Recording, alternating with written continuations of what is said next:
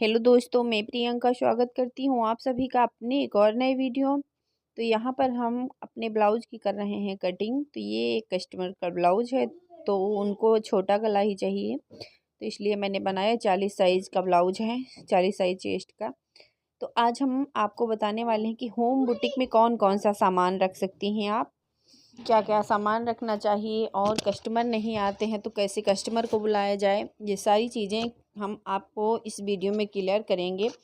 तो चलिए अपना वीडियो शुरू करते हैं। तो पहला टॉपिक हमारा है होम बुटीक में कौन कौन सा सामान रखें। तो देखो, घर में जब हम सिलाई करते हैं तो उसके लिए हमें इन चीज़ों की ज़्यादा ज़रूरत पड़ती है, जैसे कैंची हो गया, सेंटीमीटर हो गया, चौक हो गया, पटरी हो गया, और धागा और ये बाबिन वगैरह तो उसके साथ रहती ही है। तो ये ही इम्पॉर्टेंट चीज़ें हैं। मुझे इतनी ज़्यादा स्केल वगैरह की ज़्यादा ज़रूरत नहीं। अगर एक सिंपल स्केल हो जाए तो उससे भी काम चल जाएगा। स्केल ना हो तो आप सेंटीमीटर से भी नाप के काट सकती हैं। छोटी मोटी चीज़ें आपको ज़्यादा रखना ज़रूरी है। देखो, जब हम ज़्यादा बड़ा बुटीक करते हैं तो हमें अच्छे से हर एक चीज़ को थोड़ा दिखावा भी ज़रूरी होता है, लेकिन घर में अगर हम बुटीक करते हैं तो इतना ज़्यादा दिखावा करने की ज़रूरत नहीं, इतना पैसा खर्चा करने की ज़रूरत नहीं। हम छोटी चीज़ों से ही एडजस्ट कर सकते हैं अपने बुटीक को। दूसरी बात है कि बुटीक में कस्टमर कैसे बुलाएं होम बुटीक में। तो घर में अगर आप करते हैं तो आप अपने घर वालों से कहें कि इधर उधर कहें। अगर आप बाहर नहीं निकलती हैं, अगर आप बाहर निकलती हैं तो आप भी निकल के कह सकती हैं, देखो हमें बोर्ड लगवाने में अगर शर्म आती है, हो सके तो आप एक बोर्ड लगवा लें। अगर नहीं लगवा सकती हैं तो आप लोगों से कहें। देखो, पहले आपको कोई नहीं जानता ना, धीरे धीरे करके ही आपको लोग जानेंगे। तो एक दूसरे से ही पता चलेगा कि हाँ, और काम शुरुआत जब करें तो काम आपका अच्छा होना चाहिए, एकदम परफेक्ट फिनिशिंग के साथ। जिसका काम करें आप उसको एकदम फिनिशिंग के साथ, कि उसको लगे कि हाँ अच्छा है, खुश हो जाए और दूसरों से भी कहे, तभी आपका काम चलेगा। अगर एक ही बार में उसका कपड़ा ख़राब हो गया तो दोबारा आपके पास नहीं आएगा। तो पहले तो आपको एकदम अपना काम फिनिशिंग से, सफाई से करना है।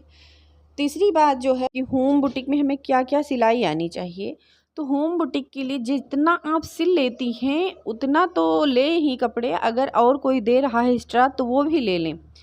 देखो, कोशिश करो तो कोई काम ऐसा नहीं होता कि ना हो पाए। ऐसा नहीं उससे बोलना है कस्टमर से कि हाँ हमें ये काम नहीं आता, हम ये नहीं कर पाएंगे। अगर आप ब्लाउज वगैरह सिल लेती हैं, जैसे होम बुटीक में सबसे पहले तो आपको ब्लाउज है, कुर्ती है, शलवार है, प्लाजो है, और थोड़ा जो है फिर प्रिंसेस कट वगैरह ब्लाउज, कटोरी ब्लाउज, ये सब आपको पता होना चाहिए। डिज़ाइनें जो होती हैं वो बदलती रहती हैं, तो उनको आप धीरे धीरे करके सीख लें। अगर जैसे चेंज हुई डिज़ाइन, हर एक डिज़ाइन हमेशा चेंज होती रहती है। कोई भी कस्टमर हो, कोई भी मतलब सॉरी कस्टमर नहीं, कोई भी शॉप वाला हो, सिलाई सेंटर वाला हो, तो उसको हर डिज़ाइन हमेशा पता नहीं रहती, वो सीखता है। क्या पहले प्लाजो वगैरह बनती थी?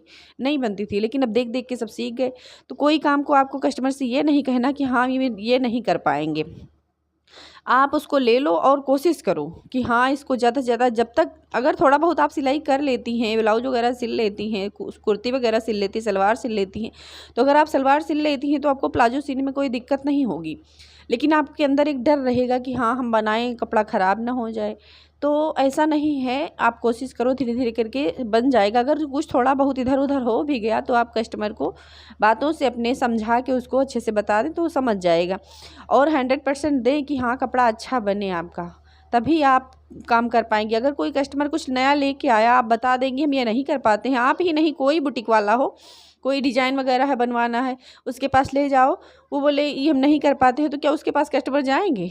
हमेशा डिज़ाइनें बदलती रहती हैं, तो क्या वो हमेशा कहीं सीखने जाता है? कहीं नहीं सीखने जाता, वो अपने आप कोशिश करता है। अगर थोड़ी बहुत सिलाई आपको आती है तो धीरे धीरे करके हिम्मत बनाओ और सीख जाओगी। तो ये सब चीज़ें जो हैं हमारे होम बुटीक हो या बाहर की बुटीक हो, हमको करना चाहिए। और अगर आप बाहर बुटीक करने के लिए सोच रही हैं तो उसके लिए भी आपको एकदम परफेक्ट टेलर की तरह होना ज़रूरी नहीं है कि हाँ एकदम हमें अच्छे से आ जाए तभी हम जाएं।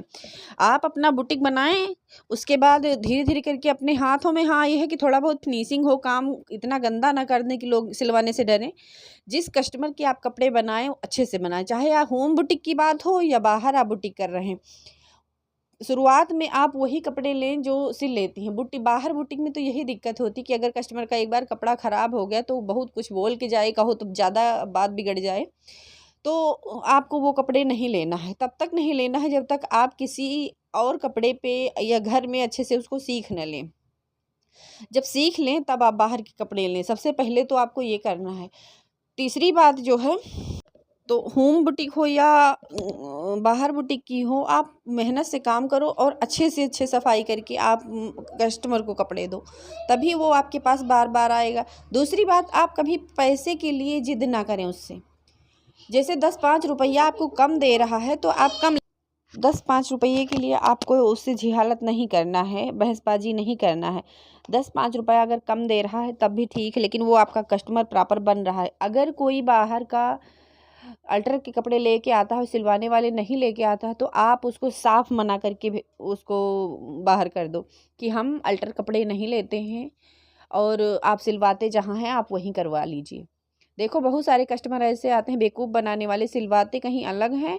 होम बुटीक में तो ऐसे लगभग होते हैं कि सिलवाते अलग हैं और अपने अल्टर वाले कपड़े लेके आते, देखो ज़रा इसको सिल दो, 5 रुपया 10 रुपया में अपने काम करवा लेते, 10 रुपया 5 रुपया दे के अपना काम करवा लेते हैं और सिलवाते कहीं अलग हैं। तो आपको ऐसा नहीं करना है। आप उनसे बोलिए कि जहाँ पर आप सिलवाती हैं वहीं जाके आप अल्टर करवाइए, हम कपड़े अल्टर करने के लिए हमें टाइम नहीं। आप बिल्कुल एकदम साफ़ बोल दें, हम तो बोल देते हैं एकदम साफ़, क्योंकि बहुत सारी गाँव में महिलाएँ ऐसी हैं जो सिलवाती कहीं अलग हैं और लेके चली आती हैं पूरा गट्ठर कि हाँ इसको सही कर दो। तो हम उन्हीं के कपड़े सही करते हैं जो हमारे पास सिलवाती हैं। अगर हमारा सिला हुआ ब्लाउज है या कुर्ता वगैरह है, उसको सही करना है तब तो हम ले लेते हैं।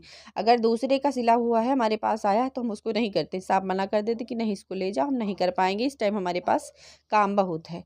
तो हमें उनसे लड़ाई झगड़ा करने की कोई ज़रूरत नहीं, हम अच्छे से उनको समझा के बता देते हैं, फिर वो समझ जाते हैं कि हाँ ये नहीं करेंगी। तो इस तरीके के कस्टमर गाँव में आया करते हैं बेवकूफ़ बनाने वाले। तो उम्मीद करती हूँ कि आपको यह वीडियो पसंद आया होगा। अगर आपको यह वीडियो पसंद आया तो प्लीज़ लाइक करना, शेयर करना और एक प्यारा सा कमेंट करना, और चैनल पे नए हैं तो सब्सक्राइब ज़रूर करना। प्लीज़ आप लोगों के सपोर्ट की मुझे बहुत ही ज़्यादा ज़रूरत है। मेरा दिमाग इधर चला गया था, बहुत परेशान करती मैं छोटी वाली बेटी। तो ठीक है, मिलते हैं नेक्स्ट वीडियो में, तब तक के लिए बाय। ब्लाउज़ कंप्लीट हो जाएगा तो कल मैं आपको ये ब्लाउज़ दिखाऊँगी।